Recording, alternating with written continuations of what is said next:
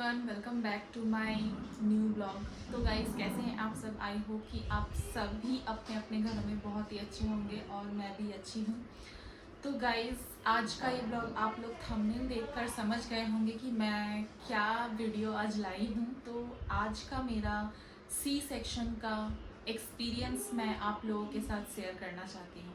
तो गाइस, सबसे पहले मैं ये बता दूँ कि मेरी डिलीवरी सी सेक्शन प्लान थी।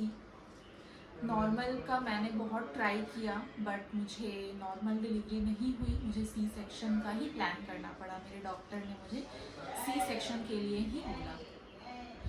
तो गाइज, मेरा जो डिलीवरी डेट था वो 18 मार्च 2025 का ही दिया गया था। उसके पहले अगर डॉक्टर ने कहा था मुझे कुछ भी वाटर ब्रेक या कुछ भी XYZ कुछ भी मुझे प्रॉब्लम होता है तो मुझे हॉस्पिटल जाना पड़ेगा, बट ऐसा कुछ भी नहीं हुआ भगवान की दया से। लेकिन 18 मार्च को जो डेट था वो प्लान था पूरा। तो गाइस, सबसे पहले मैं ये बताना चाहती हूँ कि मेरा नॉर्मल डिलीवरी क्यों नहीं हुआ।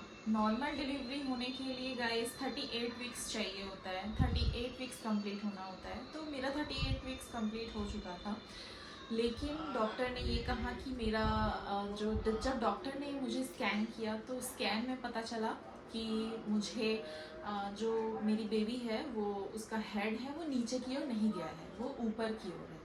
तो ऊपर मीन्स एब्डोमिनल के ऊपर इधर नहीं, वो थोड़ा पेल्विस के नीचे, वो नीचे आना होता है, तो नीचे नहीं है। तो बहुत ट्राई किया गया तो नहीं हुआ, तो फिर हमारा सी सेक्शन का प्लान हुआ। तो सी सेक्शन की जो जर्नी है अब मैं स्टार्ट कर रही हूँ। मैं ये आप लोगों के साथ एक्सपीरियंस में अपना शेयर करना चाहती हूँ कि मेरे साथ क्या क्या हुआ है। तो जो भी लेडीज़ अगर ये मेरी वीडियोस देख रही हैं या जिनको बेबी होने वाला है तो वो बिल्कुल भी ना डरे। मेरा एक्सपीरियंस मैं एकदम जेन्युइन शेयर करूँगी कि क्या होता है क्या नहीं होता है। तो गाइस, 18 मार्च 2025 मेरी डिलीवरी डेट। उस दिन सुबह सुबह हम लोग उठकर हॉस्पिटल गए। हॉस्पिटल जाने के बाद हमें कुछ फॉर्म फिलअप करना होता है। फॉर्म फिलअप वगैरह करके फिर मुझे एक रूम दिया गया, रूम में शिफ्ट किया गया, बेड दिया गया वहाँ पे, मतलब एक पर्सनल रूम मुझे दिया गया। तो पर्सनल रूम में मैं चली गई। मेरे घर वाले सब कोई मेरे साथ थे, सब कोई गए, मेरे हस्बैंड भी मेरे साथ गए थे। तो जब आप जाते हो, जाने के बाद जब मैं गई रूम में, तो फर्स्ट नर्स आती है तो वो एक कपड़ा देती है, जो नाइटी होता है वो चेंज करने के लिए। तो नाइटी मुझे दिया गया तो मैं चेंज करके वापस आई, चेंज किया। फिर दूसरी एक नर्स आती है, वो आपका अगर जो भी कहीं पे भी हेयर वगैरह रहते हैं वो रिमूव करने के लिए, तो वो रिमूव करके वो चली जाती है। रिमूव करने के बाद फिर कैन्यूला लगता है हाथ में, तो उसके लिए एक अलग नर्स आती है। तो वो नर्स आई, उसने मेरे हाथ पे कैन्यूला लगाया। एक ही बार में लग गया गाइस मेरा नर्स, क्योंकि मैं थोड़ी सी पतली हूँ। तो मेरा जो नर्स है उसे क्या बोलते हैं उसे नहीं पता मुझे। तो वो ढूंढने में ज़्यादा टाइम नहीं लगा, तो वो जल्दी हो गया। तो मेरा डिलीवरी का टाइम 10 बजे का दिया गया था ऑपरेशन का। तो उसके पहले कैनुला लग गया, फिर पानी वगैरह सब कुछ चढ़ा। उसके बाद फिर ये हुआ। उसके 1 घंटा के बाद फिर एक नर्स आती है। वो नर्स अब फाइनल मुझे ले जाने के लिए जो ऑपरेशन थिएटर में जो कपड़ा ले जाया जाता है, जो ऑपरेशन थिएटर में जाने के लिए जो कपड़ा पहनाया जाता है वो कपड़ा मुझे पहनाया गया। तो मैं वो चेंज करके आई। तो गाइज, लिटरली मैं बहुत डर गई थी, बहुत ज़्यादा, इतना ज़्यादा डर गई थी क्योंकि मैंने भी नॉर्मल गर्ल्स की तरह, जो भी मदर होने वाली थी, मैं उन लोगों की तरह सर्च कर रही थी कि क्या होता है सी सेक्शन में, कैसे क्या होता है, दर्द ज़्यादा होता है कि क्या, मैं क्या करूँ, मेरे साथ अगर कुछ ऐसा होगा तो मैं कहीं बेहोश तो नहीं हो जाऊँगी दर्द के मारे। ऐसा बहुत सारा ख्याल आ रहा था मेरे दिमाग में, तो मुझे बहुत डर लग रहा था। तो जब मैं बहुत रो रही थी, मेरे घर वाले मुझे समझा रहे थे, सब ने बहुत समझाया, समझाकर फिर फाइनल मैं स्ट्रेचर पे जो एक कुर्सी होता है उस पर बैठकर मुझे ले जाया गया। तो उसके बाद फिर गाइस आप लोग बिलीव नहीं करोगे, मैं बहुत डरी हुई थी, इतना ज़्यादा डरी हुई थी कि मतलब बाहर तक मेरे हाथ पैर कांप रहे थे। लेकिन जब मैं उस रूम, जो ऑपरेशन थिएटर है, ओटी ओटी के गेट के बाहर बस दरवाज़ा खुला और मैं अंदर एंटर की, उस टाइम पे मुझे ऐसा लगा कि मतलब क्या है ये, कुछ भी नहीं है।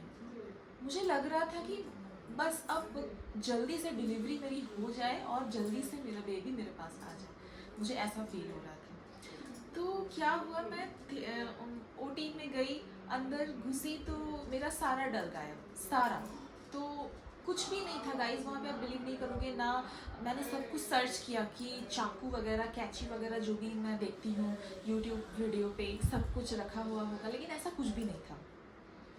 तो मैं सोची, मैं मतलब देखना चाह रही थी कि कहीं मुझे दिख जाए, कहीं मुझे दिख जाए, लेकिन ऐसा कुछ भी नहीं हुआ। तो फिर मुझे बिठाया गया, तो 2-3 डॉक्टर्स थे। मेरी डॉक्टर वो लास्ट में आती हैं। फिर 2-3 डॉक्टर थे, वो मुझे बिठाते हैं, बिठा के बोलते हैं कि डरना नहीं है बिल्कुल, तुम्हें एक एनेस्थीसिया का इंजेक्शन लगेगा। तो एनेस्थीसिया का इंजेक्शन लगाने के लिए डॉक्टर ने मुझे बेड पे बिठाया और पीछे साइड जो कपड़ा होता है वो पीछे साइड से खुला हुआ रहता है, तो पीछे साइड खुला रहने से वो ईजिली वो इंजेक्शन लग जाता है। अब ये है कि बहुत सारी लड़कियों को या वुमेन्स को ये गलत फहमी है कि एनेस्थीसिया का जो इंजेक्शन होता है वो पुश करने से बहुत पेन होता है, लेकिन ऐसा कुछ भी नहीं हुआ, ऐसा कुछ भी नहीं हुआ मेरे साथ। जब डॉक्टर ने पुश किया, मुझे ऐसा लगा एक जस्ट चींटी ने बस बाइट किया, ऐसा फील हुआ मुझे। तो गाइज मतलब अब तो मुझे लग रहा था कि अब तो कुछ भी नहीं है, अब तो मैं कर ही लूँगी। तो मुझे वो इंजेक्शन लगा। फिर डॉक्टर ने कहा कि क्या आपको फील हो रहा है पैरों में, तो पैरों में आपके सूजन आ जाते हैं ऐसा करने से, इंजेक्शन जो लगता है। तो मुझे धीरे धीरे मेरे पैर भारी होने लग गए। तो उन्होंने तुरंत मुझे मेरा पैर बेड पे चढ़ा दिया और मुझे बोला कि आप आराम से लेट जाओ। तो मैं लेट गई, मेरे दोनों तरफ के हाथ को दोनों साइड में ऐसे रख दिया गया। इसमें शायद ऑक्सीजन मीटर जो होता है वो दिया गया था, और इस साइड एक डॉक्टर ने मेरे हाथ को पकड़ा हुआ था और इधर ऑक्सीजन मीटर लगा हुआ था, और बीपी वगैरह सब कुछ वो लोग चेक कर रहे थे।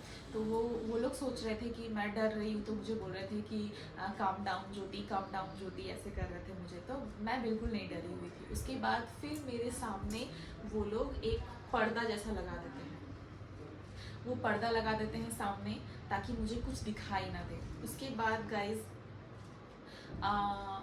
पर्दा लगाने के बाद डॉक्टर ने कहा कि अब आपका ऑपरेशन स्टार्ट होने वाला है। तो उसके पहले मेरी डॉक्टर आ चुकी थी, वो डॉक्टर आई। वो डॉक्टर ने मुझे ऑपरेशन होने के पहले मुझे बोला कि ज्योति डरना नहीं है, सब कुछ अच्छा है, बहुत अच्छे से हो जाएगा, तुम डरना नहीं। लेकिन मैं तो जान रही थी, मैं अंदर अंदर खुश हो रही थी कि मुझे तो डर लग ही नहीं रहा है। मैं तो पहले डर रही थी लेकिन मुझे तो डर लग ही नहीं रहा है। उसके बाद फिर गाइज मेरा ऑपरेशन स्टार्ट हुआ, मुझे कुछ फील नहीं हुआ। और एक होता है गाइज सी सेक्शन के टाइम पे कैथेटर लगता है, जो टॉयलेट की थैली होती है वो लगता है। तो वो भी जब लगाया गया तो कुछ फील नहीं हुआ, क्योंकि एनेस्थीसिया का असर था तो कुछ फील नहीं होता है।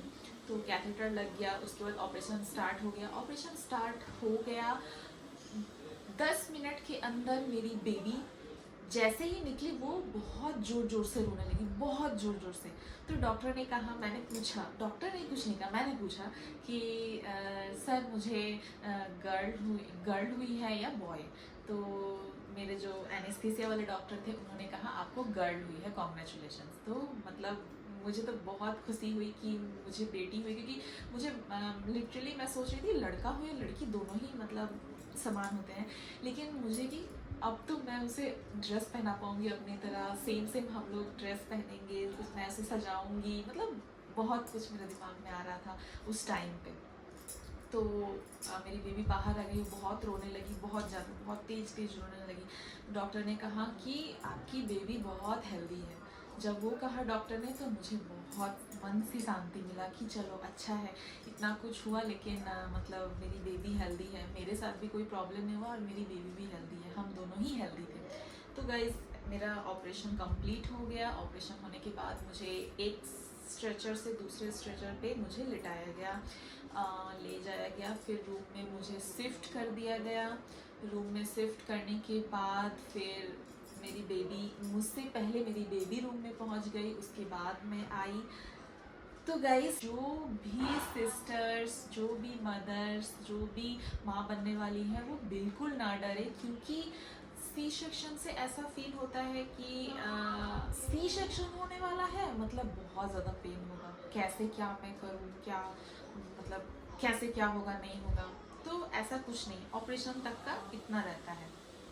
उसके बाद गाइस, जब नेक्स्ट डे, जब वो 24 आवर्स कंप्लीट हो जाता है, नेक्स्ट डे जब हमें वॉक करवाया जाता है, तो उस टाइम का मेरा एक्सपीरियंस ये रहा कि जब मैं उठी बेड से, एक्चुअली मुझे बोला गया था 11 बजे के बाद चलने के लिए, लेकिन मैं 8 बजे ही मुझे चलना था, क्योंकि मेरा कैथेटर निकाल दिया गया था और मुझे टॉयलेट लगा था, तो मुझे जाना था। तो उस टाइम पे अब मैं क्या करूँ, मुझे उठना था। मैं खुद से ही सपोर्ट लेके उठी, और उठने के बाद मेरा सिर घूम गया, मुझे बहुत पेन होने लगा, क्योंकि आप जब तक लेटे रहोगे आपको कुछ भी पेन नहीं होगा, कुछ पता नहीं चलेगा, लेकिन जब आप खड़े होगे तो आपको बहुत पेन होगा। तो गाइज़, मुझे उस टाइम पे पेन हुआ था, और उस टाइम पे सडनली मेरे हस्बैंड ने मुझे पकड़ लिया, वरना मैं बिल्कुल गिर जाती नीचे, क्योंकि उस टाइम मुझे चक्कर आ गया था, क्योंकि डॉक्टर ने मुझे 11 बजे के बाद वॉक करने के लिए बोला था, और मैं 8 बजे ही मतलब वॉक कर रही थी। हो सकता है मतलब 24 आवर्स के बाद भी ये होता, इसके पहले मैं उठ गई, ऐसा कोई रीज़न नहीं है कि उसी टाइम पे मैं गई इसलिए हुआ, ऐसा नहीं है, लेकिन वो हुआ मेरे साथ, मुझे चक्कर आए। तो गाइज़, मैं उस टाइम पे घबरा गई थी कि क्या हो गया मेरे साथ, मैं इतना ज़्यादा खुश थी, मुझे डर नहीं था, लेकिन ऐसा क्यों हुआ। तो डॉक्टर फिर आए चेक करने के लिए मुझे, तो उन्होंने कहा कि आप ज़्यादा से ज़्यादा पानी पियो, पानी पीने से आपको चक्कर नहीं आएंगे और आप अपनी बेबी को फीड करवा पाओगे। और गाइस, सबसे खुशी की बात ये थी कि सी सेक्शन के तुरंत बाद, और मुझे शायद मेरा पेस्टिंग वगैरह हो रहा था उस टाइम पे, तभी मुझे मिल्क आ गया और मेरी बेबी को मैंने मिल्क दिया। उस टाइम पे एक नर्स थी, वो नर्स आके मेरा मिल्क मेरी बेबी को फीड करवाई। तो ये सबसे बड़ी खुशी, क्योंकि मैंने वो टेंशन नहीं लिया, कुछ भी तरीके का मैं घबराई नहीं, ये सबसे बड़ा रीज़न है।